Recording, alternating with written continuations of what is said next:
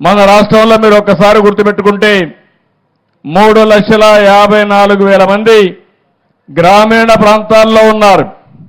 1,50,00,000 మంది టౌన్స్లో ఉన్నారు. గ్రామాలు అభివృద్ధి చెందితేనే దేశ అభివృద్ధి అని చెప్పి కూడా నేను మీకు తెలియజేస్తున్నా. అందుకే 14, 19 ఒక్కసారి గుర్తు చేసుకోండి, స్వర్ణ యుగం. అవునా కాదా అని మిమ్మల్ని అడుగుతున్నా. సిమెంట్ రోడ్లు కానీ అన్ని పనులు చేశాం. అదే సమయంలో 19, 24 చీకటి రాజ్యం, ఒక్క పని కాలేదు. ఎక్కడికి పోయినా డబ్బులు నాకైతే అర్థం కావడం లేదు. కడాన నరేగా డబ్బులు కూడా దుర్వినియోగం చేశారు, దొంగ బిల్లులు వేసుకున్నారు.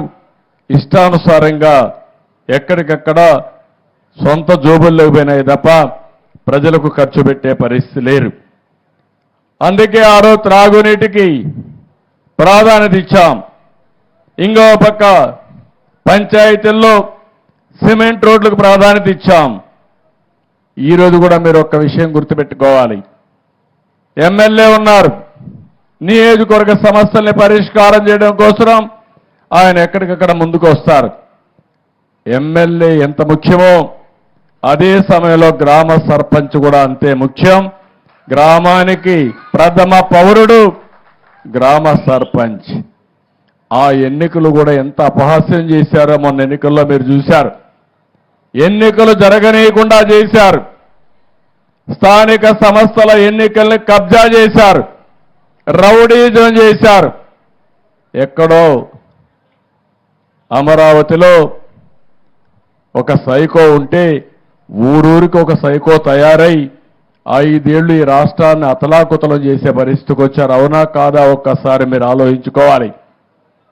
5 ఏళ్లు నన్ను కూడా గ్రామాలకు రానియలేదు. ఈరోజు 3 నెలలు దగ్గర అవుతా ఉంది, 80 రోజులైంది. ఎక్కడన్నా మాజీ ముఖ్యమంత్రి కానీ వైఎస్ఆర్ కాంగ్రెస్ నాయకులు కానీ అడ్డుకున్నామా ఒక్కసారి మీరు ఆలోచించండి. నేను ఒకటే ఆలోచిస్తున్నాను, ఇలాంటి వ్యక్తులు ఈ సమాజానికి చేటు. అయినా కూడా ఆ ఉద్యమం మీ దగ్గర నుంచి రావాలి.